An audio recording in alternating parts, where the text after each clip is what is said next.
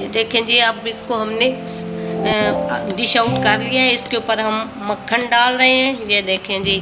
अब बिस्मिल्लाहिर्रहमानिर्रहीम, अस्सलाम वालेकुम। आज हम बनाने जा रहे हैं साग और गोश्त। साग गोश्त के लिए हमें जो मसाले चाहिए वो हैं पिसी हुई धनिया, गरम मसाला पिसा हुआ, हल्दी पाउडर, नमक और लाल मिर्च पाउडर। और उसके साथ है ये है धनिया, लहसुन, अदरक और लाल मिर्च। ये है टमाटर, ये है ऑयल, 1 कप ऑयल, ये है चिकन, ये है आधी प्याली दही, उबला हुआ साग। सबसे पहले हम डाल रहे हैं ऑयल।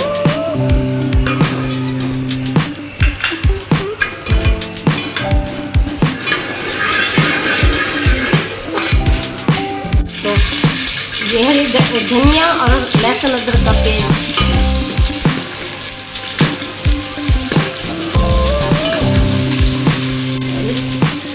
उसके बाद डाले हैं टमाटर,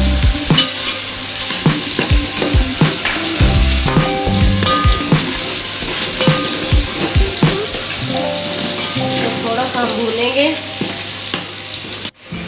ये देखें जी, टमाटर को 5 मिनट अच्छी तरह भून लिया हमने। अब इसमें डालेंगे मसाले। ये लाल मिर्च पाउडर, नमक, ये जा रहा है हल्दी पाउडर, ये जा रहा है गरम मसाला पाउडर, ये जा रहे हैं धनिया पाउडर। इसको 2 मिनट भूनने के बाद हम इसमें चिकन डालेंगे। चिकन को भी फ्राई करेंगे और उसके बाद हम डाल देंगे इसमें साग। ये जा रहा है चिकन।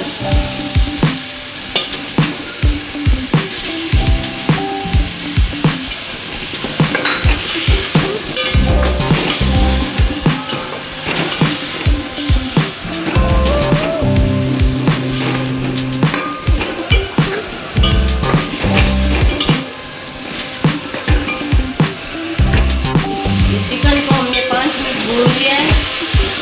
तब इसमें हम डालेंगे साग। साग में उबालने से पहले हमने हरी मिर्चें भी डाली थी, नमक भी डाला था। अब ये जा रहा है इसमें साग। के पकने से 5 मिनट पहले हम इसमें दही डालेंगे।